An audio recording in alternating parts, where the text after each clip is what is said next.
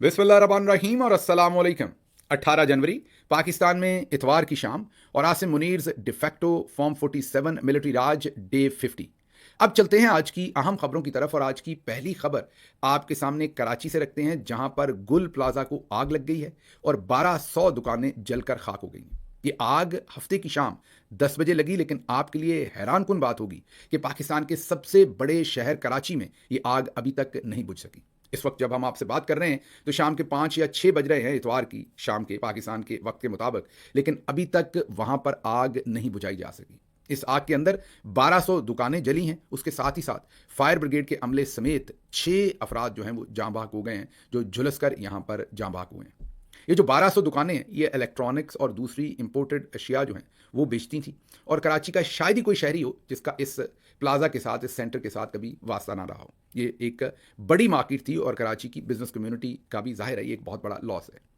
एक तरफ हाल ही में बिलावल जरदारी सूटेड बूटेड होकर इस्लामाबाद में खड़े फील्ड मार्शल आसिम मुनीर के सामने सीवी पेश कर रहे हैं कि मुझे अब आप अपना वंडर बॉय बनाएं, क्योंकि देखें सिंध के अंदर हमारी गवर्नेंस ने किस तरीके से चार चांद लगाए। सफ़ीरों को बुलाकर, जर्नलिस्टों को बुलाकर वहां पर घंटों लंबी तकरीर की गई, प्रेजेंटेशन दी गई, बताया गया कि किस तरीके से सिंध में हमने दूध की नहरें और शहद की बाल्टियां जो हैं वो फ़रोख्त करना शुरू की हैं, मतलब देना शुरू की हैं लोगों को। लेकिन दूसरी तरफ हालत यह है कि 20 घंटे से ज़्यादा वक्त हो गया गुल प्लाजा में लगी हुई आग और उसमें झुलसने वाले लोग और जलकर खाक होने वाला सारा सामान, और अभी तक वहां आग नहीं बुझाई जा सकी। ये कोई यहाँ का अकेला हाल है। आप पंजाब में चले जाएं तो वहां भी हालात ऐसे ही हैं, बस लशपश है, ऊपर से कॉस्मेटिक सब कुछ किया हुआ है। अंदर जब कोई क्राइसिस खड़ा होता है तो बिल्कुल इसी तरीके का रिस्पॉन्स जो है वो जनरेट होता है। हो भी कैसे ना, जब सारी की सारी दुकानदारी ही फ्रॉड के ऊपर हो, ऊपर से आर्मी चीफ जो बैठे हुए हैं वो भी इसी तरह के कामों को प्रमोट कर रहे हों और 17 सीटों वाले लोगों को लाकर कुर्सियों पर बिठाया हो, तो फिर ऐसी सूरत हाल में इसी तरीके की गवर्नेंस जो है वो मिलनी है। ये अलग बात है कि बिलावल जरदारी ने इस्लामाबाद के अंदर दावे बिल्कुल मुख्तलिफ किए जो आज ग्राउंड पर आपको गुल प्लाजा में नजर आ रहे हैं। बहरहाल इसमें जहां बाक होने वाले और जिन लोगों का नुकसान हुआ है, हम तमाम लोगों से अपना अफसोस शेयर करते हैं, उनके लिए दुआएं कर सकते हैं, उनको हौसला और सब्र की दुआ कर सकते हैं उनके लिए, और यहाँ से क्या किया जा सकता है। लेकिन ये एक अफसोसनाक सूरत हाल है कि 24 घंटे तकरीबन गुजरने के बाद या 20 घंटे गुजरने के बाद भी आग पर अभी तक काबू नहीं पाया जा सका। अगली खबर जो है मेरे दिल के बहुत करीब है, क्योंकि अब अदालतें बच्चों के साथ भी जुल्म करना शुरू हो गई हैं। आमिर मतीन पाकिस्तान के बहुत ही सीनियर जर्नलिस्ट, बहुत ही मोतबर जर्नलिस्ट, वो रिपोर्ट कर रहे हैं कि अदालतों में जुल्म सितम हो रहा है। इसकी एक लंबी दास्तान है। फैमिली कोर्ट में बच्चों की कस्टडी का एक केस था। केस 2 साल तक लटकाया जाता रहा। केस के फरीक साहब बहादुर जो शौहर थे, शौहर और बीवी का बच्चों की कस्टडी का, तलाक के बाद जाहिर है एक दूसरे के साथ केस चल रहा था। तो जो साहब बहादुर थे वो कस्टम ऑफिसर हैं, पेशावर से हैं। उनकी मर्जी की एक खातून को ट्रांसफ़र करके लाया गया इस्लामाबाद, जाहिर है, और उन्होंने आते ही केस का फैसला किया कि एक बच्चा माँ ले जाए। इस तरह केस का फैसला देखिए, और ये जो जज साहबा हैं ये भी कोई माँ ही होंगी, और माँ नहीं तो एक खातून तो हैं। उन्होंने फैसला ये किया कि एक बच्चा माँ ले जाए और एक बच्चा बाप ले जाए। अब एक तरफ से तो आपको बड़ा इंसाफ पसंद फैसला नजर आ रहा है, लेकिन आप उन बच्चों के बारे में सोचिए जिनको उनकी सिबलिंग से अलग कर दिया। हालांकि अदालती फैसले कभी भी ऐसे नहीं होते, बच्चों को जुदा नहीं किया जाता, क्योंकि बच्चों के लिए जहां पर पेरेंट्स ज़रूरी होते हैं वहां पर उनका एक दूसरे के साथ रहना वो भी बहुत ही ज़्यादा ज़रूरी होता है। जब आसिम मुनीर जो आज के आर्मी चीफ हैं, जब वो अदालतों को अपने मकासद के लिए लूटते हैं, सुप्रीम कोर्ट को लूटते हैं, हाई कोर्ट्स को लूटते हैं, आईनी अदालतें बनाते हैं, तो आम आवाम ये समझती है सानों की, ये तो बड़े बड़े कामों के लिए सब कुछ हो रहा है, ये तो सियासी लड़ाई है, ये तो इक़्तिदार की लड़ाई है। ऐसा नहीं होता। जब अदालतें लुटना शुरू हो जाती हैं और एक बड़ा लुटेरा उन्हें लूटता है, तो फिर छोटे छोटे लुटेरे भी उन्हें अपने मकासद के लिए लूटते हैं। फिर रवाज बन जाता है वहां पर, और फिर उस रवाज के अंदर जो जो आता है वो पिस जाता है। ये आग आपके घर तक भी पहुंचती है, थोड़ी देर से पहुंचती है, लेकिन हम तब चीखते हैं जब आग हमारे घरों को लगती है। तो जो अदालतें ऊपर लूटी गई थी, अब हालत देखें कि फैमिली कोर्ट्स तक कोई ना कोई छोटा मोटा आसिम मुनीर वहां भी है जो वहां पर भी ऐसे फैसले अपनी मर्जी से करवा रहा है। बहरहाल आमिर मतीन साहब का भी शुक्रिया कि इतनी अहम खबर, वरना खबरें तो हमारे पास बड़ी बड़ी इंटरनेशनल न्यूज़ भी हैं और पाकिस्तानी भी हैं, लेकिन मेरे ख्याल से ये बहुत ही अहम खबर है जो आमिर मतीन साहब ने रखी, और हम उनसे गुजारिश करेंगे कि जज साहबा का नाम और दूसरी चीज़ें भी जल्द ट्वीट करें ताकि आवाम को पता चले कि ये कौन सी इतनी बेहतरीन जज साहबा थी जिन्हें सिर्फ इस केस को सुनने के लिए लाया गया और फिर वापस भेज दिया गया और उनसे ये फैसला करवा लिया गया। अगली खबर की तरफ चलते हैं। अगली खबर जो है वो FIA ने फैज़ हमीद, जी हाँ, लेफ्टिनेंट जनरल रिटायर्ड फैज़ हमीद, साबिक DG ISI, जिनका कोर्ट मार्शल हो चुका है, और हम आपको बता चुके हैं जिस दिन कोर्ट मार्शल होना था उससे पहले ही कि सज़ा, उससे कई हफ्ते पहले आपको बताया था कि कितनी सज़ा होगी, और यह भी बताया था कि एवेंचुअली मामला जो हैं वो तय हो जाएंगे, एवेंचुअली मामला ठीक हो जाएंगे।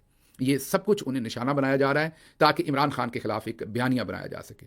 अब हमारी वो खबर एक बार और तरीके से दुरुस्त होते हुए नजर आ रही है, और वो ये है कि FIA ने फैज़ हमीद के भाई नजफ हमीद पर 31 दिसंबर को फ्रॉड और दीगर दफात के तहत मुकदमा दर्ज किया। 16 जनवरी को इस्लामाबाद के स्पेशल जज सेंट्रल ने फ्री कैन में सुलह की बुनियाद पर नजफ हमीद की जमानत कंफर्म कर दी।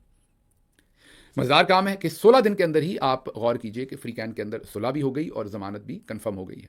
अच्छी बात है। हम तो ये कह रहे हैं कि इस वक्त नजफ हमीद हों या फैज़ हमीद हों, उनको टारगेट किया जा रहा है और मकसद वो बयानियां बनाना है, क्योंकि इनको इससे कोई लेना देना नहीं है कि किसने क्या किया हुआ है। अगर ऐसा हो तो फिर तो जनरल बाजवा के खिलाफ सबसे बड़ी कार्रवाइयां हो रही हों। तो इसलिए जो हम आपको खबर दे रहे थे कि ये ज़्यादा आई वॉश है जो कुछ भी ये कर रहे हैं और निशाना बना रहे हैं लोगों को सिर्फ अपना बयानियां तगड़ा करने के लिए, इसके अलावा ये और कुछ नहीं है। अगली खबर बलूचिस्तान से है। Hardening of the state conference के 21वें इजलास में सूबाई और वफाकी इदारों की मुश्तरका कोशिशों पर गौर। बलूचिस्तान के रोशन मुस्तकबिल के लिए अज़म किया गया। कोयटा में 17 जनवरी 2026 वज़ीर आला बलूचिस्तान मीर सरफराज बुगटी की ज़ेर सदारत रियासती दिफाई कॉन्फ्रेंस हुई। उन्होंने बताया कि ये इसका 21वां इजलास है और हम बार बार ये इजलास करते हैं ताकि हार्डनिंग ऑफ द स्टेट हो सके। पता नहीं ये कोई ओवन के अंदर चीज़ रखी हुई है जिसे हार्ड कर रहे हैं किसी हीट के ऊपर। बहरहाल यहाँ पर core commander Balochistan lieutenant general राहत नसीम अहमद खान भी इस मौके पर शामिल थे। वज़ीर आला बलूचिस्तान मीर सरफराज बुगटी ने इजलास से खिताब करते हुए कहा कि कॉन्फ्रेंस गुज़िश्ता 1.5 साल से बाकायदगी से हो रही है, जो सूबे में अमन व इस्तेहकाम के लिए एक मौसर प्लेटफार्म साबित हो रही है। अगर ये 21वीं कॉन्फ्रेंस है और पिछले 1.5 साल में 21वीं है, मतलब तकरीबन ये हर महीने ही आप तकरीबन कर रहे हैं, बल्कि उससे भी ज़्यादा फ्रीक्वेंसी से, तो फिर अभी तक चीज़ें बेहतर क्यों नहीं हुई? चीज़ें तो अबतर से अबतर हो रही हैं। इस पिछले 1.5 साल में तो चीज़ें और भी ज़्यादा ख़राब हो गई हैं। अल्लाह ही खैर करे, ये कैसी हार्डनिंग कर रहे हैं आप। अच्छा जी, शहबाज शरीफ मिल रहे हैं IMF की हेड को और उनसे बातचीत कर रहे हैं कि हमें थोड़ा सा पैसा खर्च करने की इजाज़त दें, हमें थोड़ा रिलीफ देने की इजाज़त दें, क्योंकि आवाम के ऊपर बहुत बुरा वक्त है। लेकिन ये ज़हन में रखिएगा कि माजी में जब जब उन्होंने इन्हें रिलीफ देने की इजाज़त दी, इन्होंने कभी शुगर माफिया को रिलीफ दिया तो कभी किसी और को। तो जब इन्होंने पैसा अपने लगते लेतों को खिलाना होता है तो फिर IMF से इजाज़त लेते हैं कि हमने कोई एक्स्ट्रा किस्म का रिलीफ देना है तो हमें उसकी इजाज़त दें। बहरहाल देखते हैं वो इन्हें इजाज़त देते हैं कि नहीं। लेकिन अगली खबर ये है, कादर मंदोखेल पीपल्स पार्टी के, वो ये कह रहे हैं कि अभी चंद माह पहले एक्निक की मीटिंग हुई। एक्निक वो फोरम है जिसमें जो भी बड़े बड़े प्रोजेक्ट्स हैं वो अप्रूव होते हैं। चारों सूबों का और वफाक का जो कनेक्शन है और पैसों का कनेक्शन है, उससे रिलेटेड मामला भी वहाँ तय होते हैं कि सभी सूबों के साथ इंसाफ के साथ वहाँ पर डेवलपमेंट और इकोनॉमिक प्रोजेक्ट्स जो हैं वो किए जाएं। कादर मंदोखेल सिंध से हैं। वो ये कहते हैं कि अभी चंद माह पहले एक्निक की मीटिंग हुई जिसमें 1258 अरब रुपए की मंजूरी हुई। ये तमाम पैसे मरियम सफदर को दिए गए। खैबर पख्तूनख्वा को, सिंध को और बलूचिस्तान को 1 रुपया नहीं दिया गया।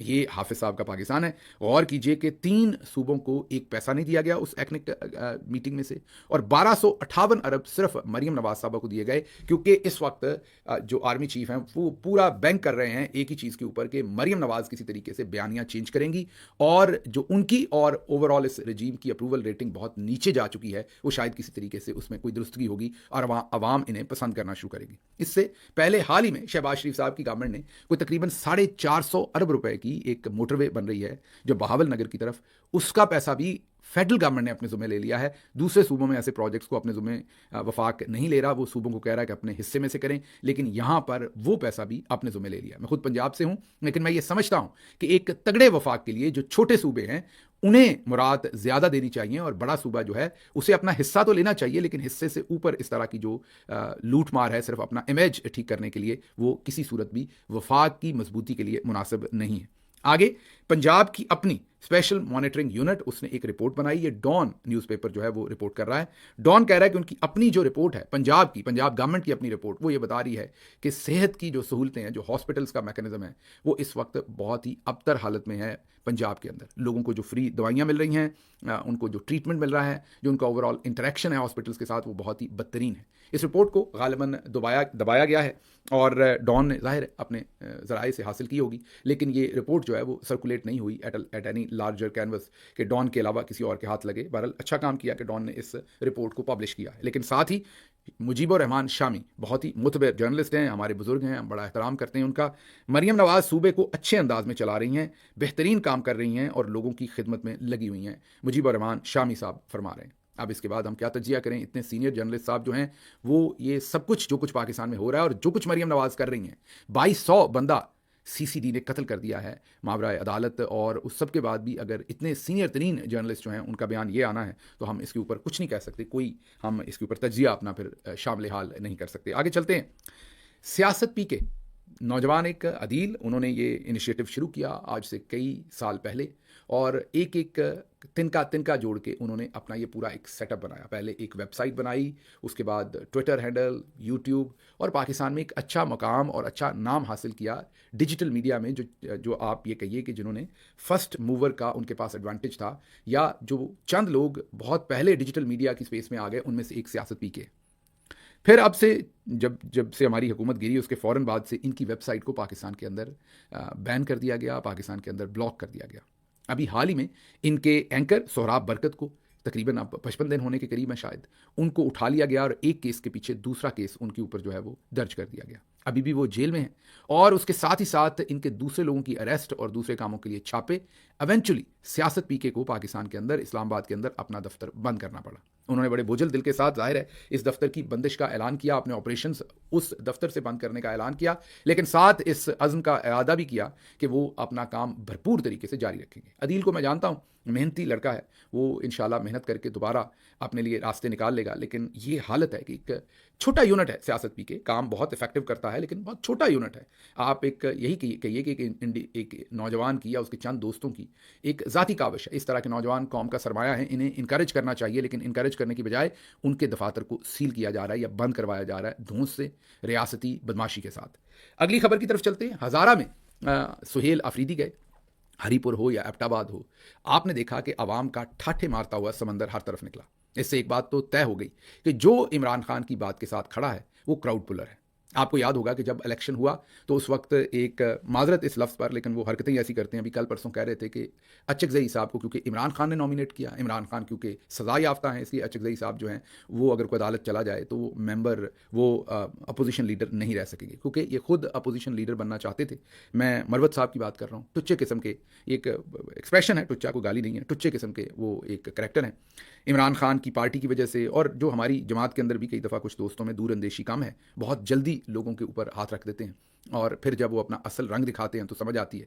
लेकिन बहरहाल यहाँ जिक्र उनका इसलिए कि याद कीजिए इलेक्शन के दिनों में वो जहाँ जाते थे, हालांकि हम लोगों को तो सभी को पता था कि उन्हें कौन लेके आया है अंदर और उनका क्या एजेंडा है, वो एक जर्नैली टाउट थे, इससे ज़्यादा कुछ नहीं थे। लेकिन उसके बावजूद आम आवाम तो सादा होती है, जाहिर है, वो जहाँ जाते थे अवाम ही अवाम इकट्ठी हो जाती थी, और उन्हें ये, इस बात से उन्हें ये वहम हो गया कि वो बहुत बड़े लीडर हैं और वो जहाँ जाएंगे अवाम उनके लिए इकट्ठी हो जाएगी।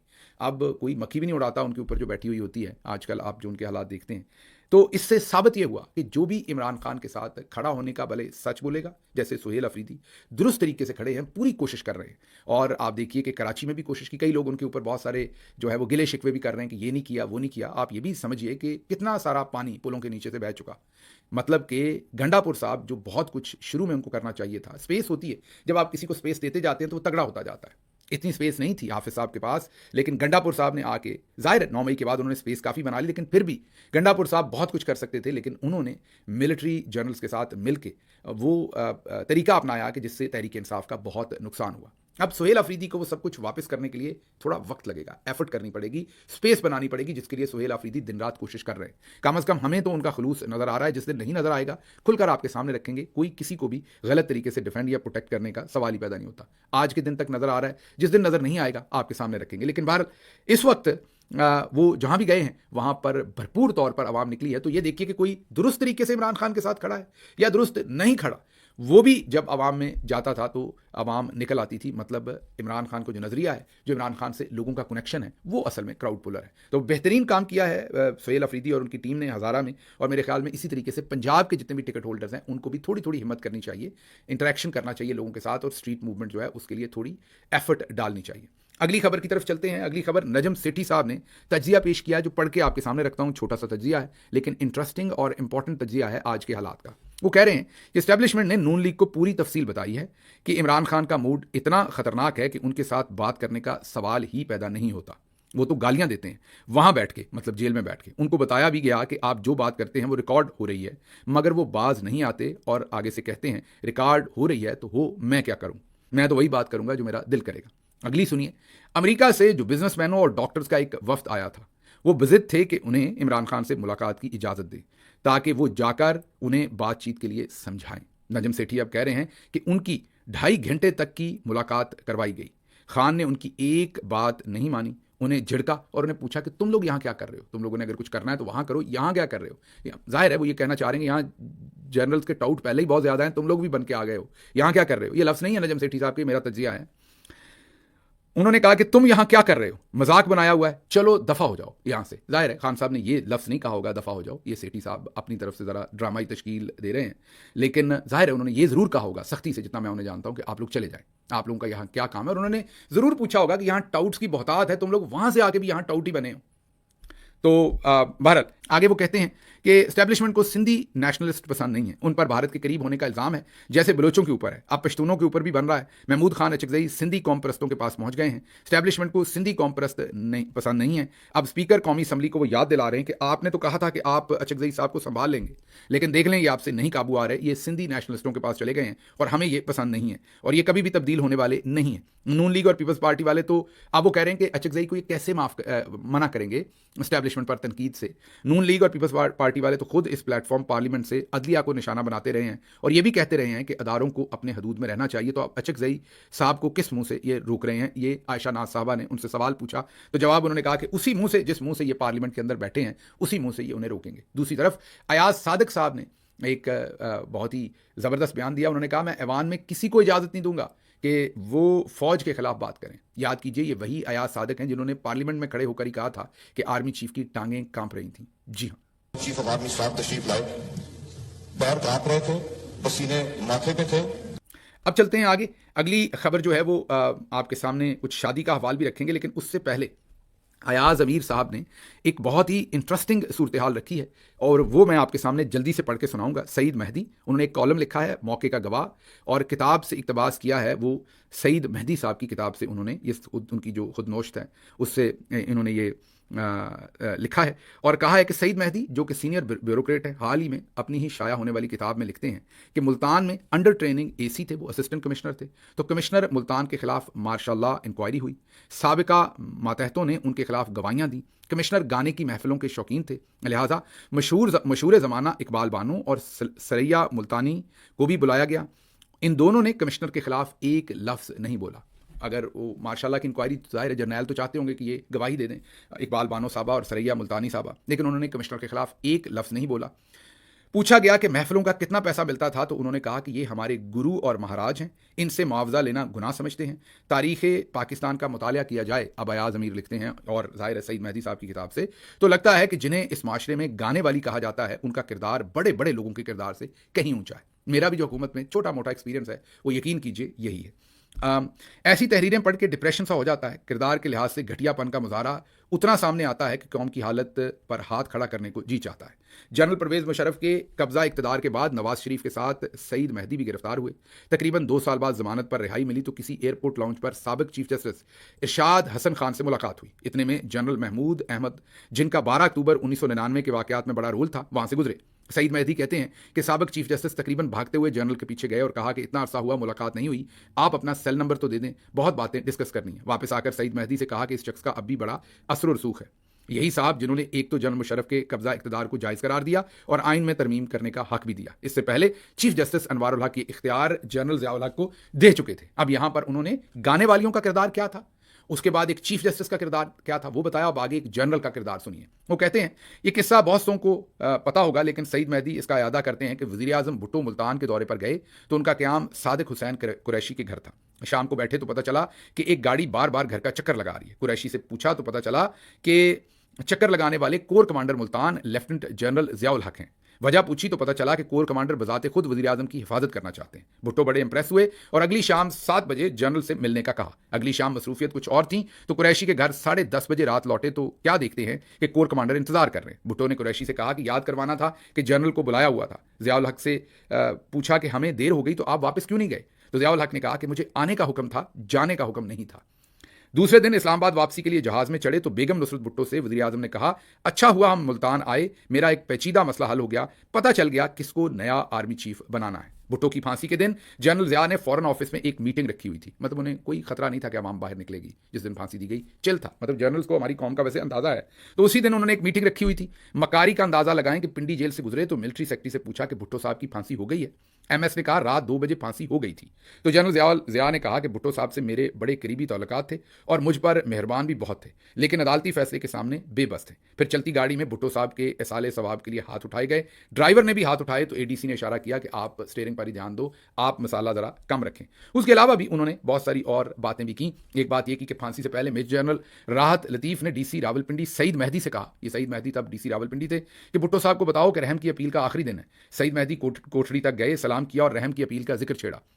सईद मेहदी की तरफ से देखते हुए भुट्टो ने पूछा, मुझे जानते हो? तो सईद मेहदी ने कहा कि सर आप जुल्फ़िकार अली भुट्टो हैं। भुट्टो ने कहा कि आप मेरे बाप का नाम जानते हो? तो सईद मेहदी ने कहा कि सर शाहनवाज भुट्टो। भुट्टो ने कहा कि ज़ियाउल हक के नाम का पूछा कि क्या नाम है? तो सईद मेहदी ने कहा कि सर नहीं जानता। तो भुट्टो ने कहा कि मैं माफ़ी नहीं मांगूंगा। ये चीज़ भी वो अपनी किताब में लिखते हैं। फिर कारगिल ऑपरेशन पर भी लिखते हैं कि नवाज शरीफ को बिल्कुल पता नहीं था। शादी की बात अगर क्विकली कर लें तो एक तो जो है वो पास सफदर की तस्वीर आ गई आखिरकार। बहुत खुशी हुई मुझे उनकी तस्वीर देख के, बेटे की सेहराबंदी कर रहे हैं और हम खुश हैं कि चलें 24-48 घंटे बाद ही सही, लेकिन उनकी तस्वीर कहीं ना कहीं से निकल आई हैं। पता नहीं ऑफिशियल मीडिया ने जारी की हैं, लेकिन कम से कम सोशल मीडिया पर अब उनकी तस्वीर नज़र आई हैं। मेन जो जगह थी वहाँ पर तो उन्हें अपीयर नहीं होने दिया गया था उस तरह से, लेकिन अब उन्हें कुल्ला पहनाते हुए अपने बेटे के साथ तस्वीर ज़रूर आई हैं। उसके साथ ही साथ गरीदा फारूकी जो हैं उन्होंने हमला कर दिया है मरियम औरंगज़ेब के ऊपर। अब सोशल मीडिया पर ये गरीदा फारूकी के स्क्रीनशॉट्स शेयर हो रहे हैं जिसमें वो उन पर प्लास्टिक सर्जरी और दूसरे इल्ज़ामात लगा रही हैं कि मरियम औरंगज़ेब ने शायद प्लास्टिक सर्जरी करवा रखी है। ये गरीदा फारूकी कह रही हैं और ट्रांसफॉर्मेशन के ऊपर बात हो रही है और हॉलीवुड की एक्ट्रेस जो हैं उनके साथ कंपैरिजन कर रही हैं कि कितनी अच्छी इनकी या उनकी प्लास्टिक सर्जरी किसकी बेहतर थी। ये बड़ी ही अब एक मुनफरद सूरत हाल है कि मरियम औरंगज़ेब के ऊपर गरीदा फारूकी हमलावर हुई हैं, जो समझा जाता है कि बहुत ही ज़्यादा करीब हैं वो PMLN के। लेकिन लोग कहते हैं कि शहबाज शरीफ तक एक्सेस की लड़ाई है। मरियम औरंगज़ेब इन्हें एक्सेस नहीं देती थी शहबाज शरीफ तक, ज़ाहिर है सहाफ़ती पर्पज़ के लिए जो एक्सेस चाहिए होती है। मुझे यहाँ से इजाज़त दीजिए। अल्लाह आपका हामी नासिर हो। पाकिस्तान जिंदाबाद।